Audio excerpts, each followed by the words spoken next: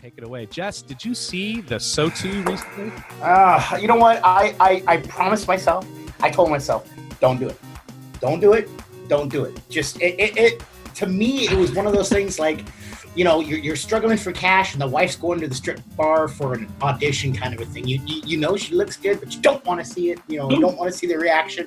But no, you go anyway. That's how I feel. I feel so goddamn dirty inside right now after watching that motherfucking orange raccoon eye having oompa looping fucking motherfucker.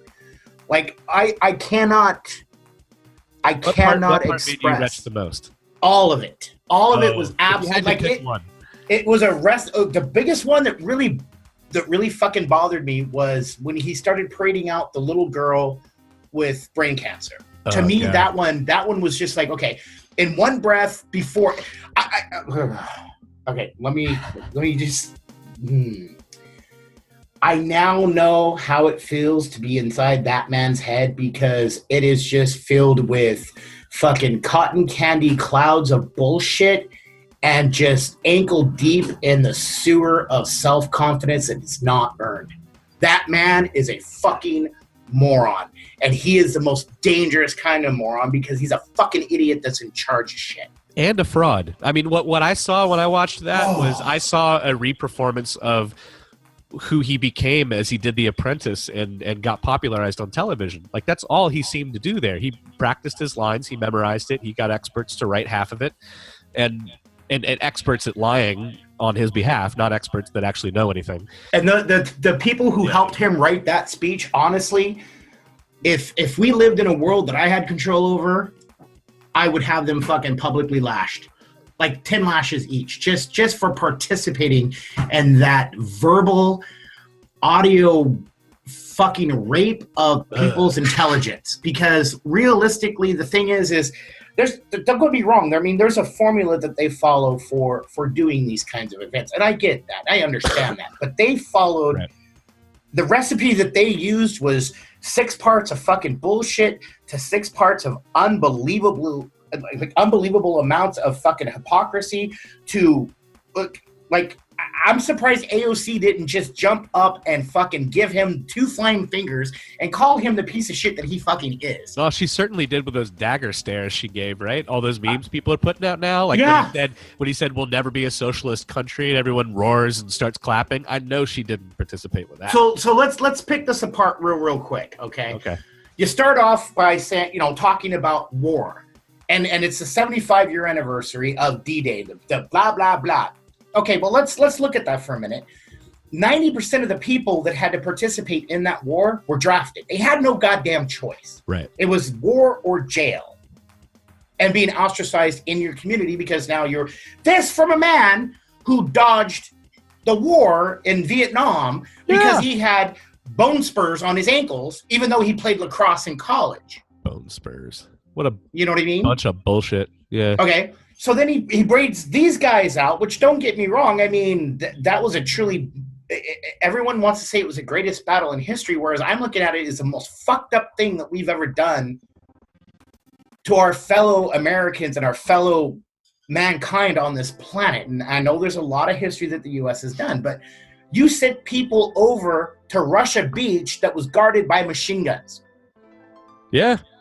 And what? The hopes they'd run out of bullets? Yeah. Right, exactly. Meanwhile, they've got Navy.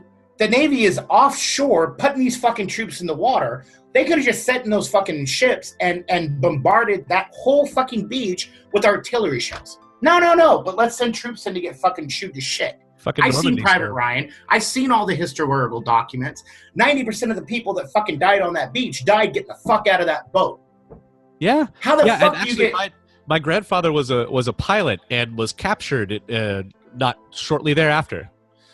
Right, and then don't sit here. We were coming. Right, and don't sit here and tell me that it was the greatest moment in all of battle because it was a fucking dumb waste of fucking human life. It was. I mean, it's like us right now in this day and age dropping goddamn troops in the middle of the fucking desert in the Middle East to fight people on the ground who don't have armor, who don't have aircraft, who don't have a navy, who don't have an air force. Well, battle would dictate that you use what the enemy does not have against them. We could be flying just fucking air missions all day long over the Middle East and not drop a single fucking troop and just drop bombs. It's almost like they needed to have that optic, or, I mean, you can't believe for a second that generals at that time didn't have that thought you just explained. Stay on the boat, fire artillery. What are you doing? Like, but they had more men. Machine guns first. But I've actually heard that question asked before of historians, and basically the result is we had more men than artillery.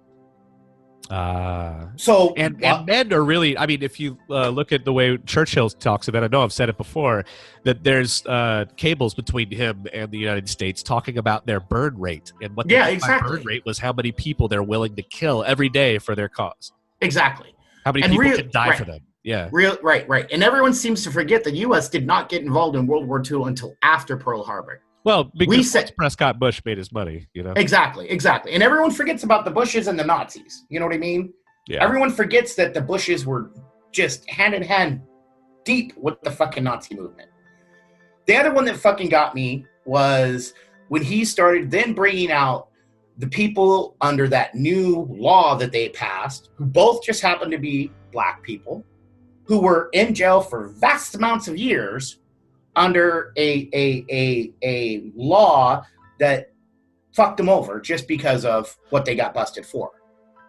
You know what I mean? It's kind of funny how you can go to jail and get a money laundering charge for selling drugs, yet no one points out that the CIA just in the 80s shipped in fucking, they might as well have just been dropping fucking cocaine from the sky. Yeah, in order to launder money. And launder money for a war in the Middle East that we weren't supposed to fucking be in. Yeah. You know what I mean? And he talked, and the junkies pay for it. Exactly. That's probably we're saying. Yeah. You know, and the thing that gets me is the other one that got me, and the hypocrisy of it. I swear to God, I would have. If he gets reelected, I'm going to make it my fucking mission in life to somehow get in or somehow fucking go to one of these, just so I can be the guy stands up in the middle of one of his fucking remarks and just screams "fuck you," and I'll go to jail for it. I know I will. I don't give a fuck. I don't know that you'll go to jail for that, but you'll definitely get kicked out. Oh, exactly. 2 fingers and tell him what a fucking piece of shit he is. Oh, no. I'll because I know Secret Service is rough. I know I kind of like it rough. You just have to go limp and let them toss you around. Yeah, well, exactly. Yeah. But you know that one really fucking pissed me off because the reason being is you talk in one breath about gutting the cartels and gutting this and gutting that. You can gut that cartel. You can stop all of that shit if you just decriminalize drug use. Instead of giving tons of money. But don't get me wrong. I'm not saying all drugs are good. But I'm saying how we deal with junkies or how we deal with the people that have those drug addictions is wrong. There's an entire industry. There's 3 major industries in this country right now. And one of them is that they put you in jail for an addiction, which is classified in the medical community as a addiction. Addiction is a mental disease. Right. Okay. Then they turn around and they make money off of you as a prisoner in a for-profit system. Then they turn around and they now have it to where Florida, one of the biggest booming industries in Florida right now is rehab clinics. Really? Well, yeah, and it's not drugs as far as... Isn't that a good thing, though? Isn't rehab good?